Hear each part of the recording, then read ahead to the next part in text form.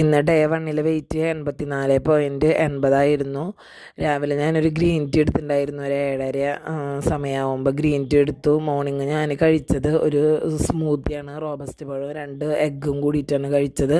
അത് കഴിഞ്ഞ് ഒരു 11 മണിയാകുമ്പോൾ ഞാൻ സബർജില്ലയാണിത്.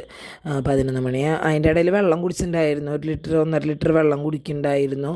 എന്നാലും നമ്മൾ ഇത്ര നാൾ ഭക്ഷണം അധികം കഴിച്ചിട്ട് പെട്ടെന്ന് കുറയുമ്പോൾ ഭയങ്കര ബുദ്ധിമുട്ടായിരുന്നു. തലവേദനയും അങ്ങനെയൊക്കെ കുറച്ച് പ്രശ്നങ്ങളൊക്കെ ഉണ്ടായിരുന്നു.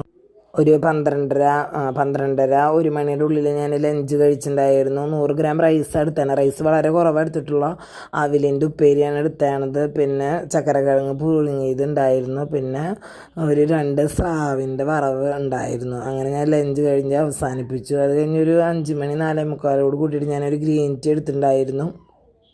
ഗ്രീൻ ടീ എടുത്ത് കഴിഞ്ഞാൽ എനിക്ക് ഭയങ്കര വിശപ്പല്ല, നമുക്കിങ്ങനെ ഭയങ്കര കൈവറിയും തല കറങ്ങണ പോലെയൊക്കെ ആയിട്ട്. അപ്പം ഞാൻ കുറച്ച് നട്ട്സും അങ്ങനത്തെ ഒക്കെ കഴിച്ചു. ഇതിലിപ്പോൾ പംകിൻ സീഡ്, അങ്ങനത്തെ സൺഫ്ലവർ സീഡ്, 2 ബദാം അങ്ങനത്തെ ഒക്കെ ആയിട്ട്. പക്ഷേ എനിക്ക് ഭയങ്കര ബുദ്ധിമുട്ടായിരുന്നു. എനിക്ക് കൈ വിറച്ചിട്ടും തലവേദനിച്ചിട്ടൊക്കെ ഭയങ്കര ബുദ്ധിമുട്ടായിരുന്നു.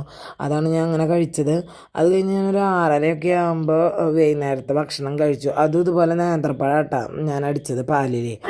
അപ്പോൾ ഇന്നത്തെ ഭക്ഷണമൊക്കെ ഫുള്ള് കംപ്ലീറ്റ് ആയി. അങ്ങനെ നാളെയും ചെയ്യാൻ പറ്റുമെന്ന് ഞാൻ വിചാരിക്കണം. ഇന്നത്തെ ദിവസം എനിക്ക് രാവിലെ ഒന്നും കുഴപ്പമുണ്ടായിരുന്നില്ല, വൈകുന്നേരമൊക്കെ ഭയങ്കര ബുദ്ധിമുട്ടായിരുന്നു.